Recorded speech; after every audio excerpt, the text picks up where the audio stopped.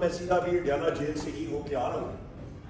ہمارے وہاں پہ مختلف پارلیمنٹیرینز بھی اور پارٹی کے ایکٹیوسٹ موجود تھے جن کے پاس عدالت کا حکم نامہ موجود تھا، اور عدالت میں کے حکم نامے میں واضح طور پہ یہ چیز تحریری طور پہ لکھی ہوئی ہے کہ اڈیالہ جیل کے حکام جو ہیں یا اہلکار وہ یا کسی شخص کو وزیر اعظم عمران خان صاحب سے ملاقات سے منع کرائیں گے تو ان کو 25,000 روپے انتظامیہ کو جرمانہ ادا کرنا پڑے گا.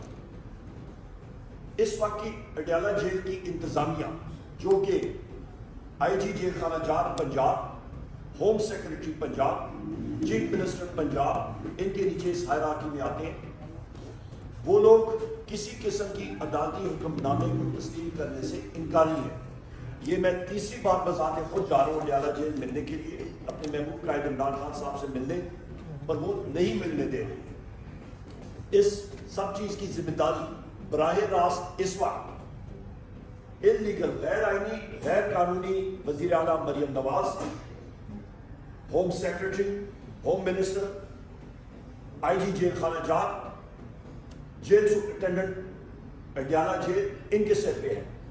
اور سونے پہ سہاگا جس شخص کو غیر آئینی اور غیر قانونی طور پہ کل حلف دیا یا اس کو تعینات کیا گیا جس کا نام محسن نقوی ہے، اس کی ذمہ داری بنتی ہے، اور اس کے ساتھ غیر آئینی اور غیر قانونی وزیر اعظم شہباز شریف کی ذمہ داری ہے.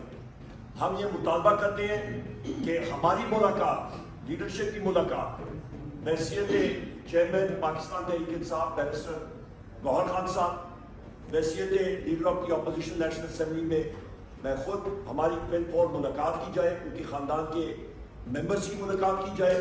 ہمیں خان صاحب کے صحت کے حوالے سے، ان کے باقی چیزوں کے حوالے سے، ان کے حوالے سے، ان کے عدالتی کیسز کے حوالے سے ان سے ملنا نہایت اہم ہے.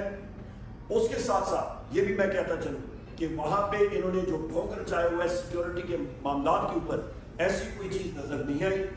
مختلف لوگ ملاقاتوں کے لیے میں دیکھ رہا تھا، خود آئینی شاہد تھا کہ وہ گیٹ کے اندر جا رہے تھے، اور اس کے علاوہ ماحول جو تھا وہ بائی لاج وہاں پہ پرامن تھا. تو یہ صرف اور صرف میڈیا کو دور کرنا یا پاکستان تحریک انصاف کی لیڈرشپ اور ایکٹیوسٹ کو اور کارکنان کو دور رکھنا، اس کے اوپر صرف ایک ہی مقصد ہے کہ وزیر اعظم عمران خان صاحب کو آئسولیٹ کرنا، جس کی ہم لوگ شدید الفاظ میں مذمت کرتے ہیں.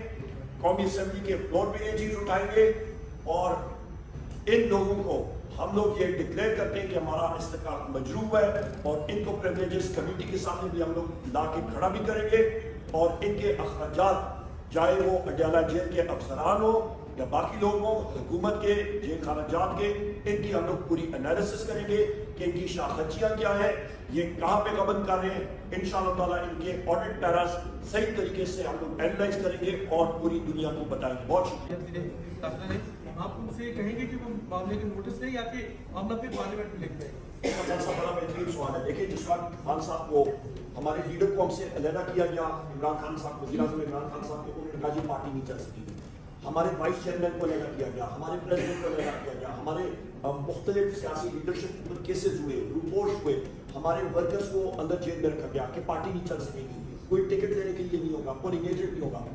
الحمدللہ وزیر اعظم عمران خان صاحب نے اس پارٹی میں جو روح پھونکی ہوئی ہے وہ ہے آئیڈیالوجی، اور وہ آئیڈیالوجی ہے حقیقی آزادی کی، وہ ہے حق اور سچ کی جستجو کی، جہاد کی.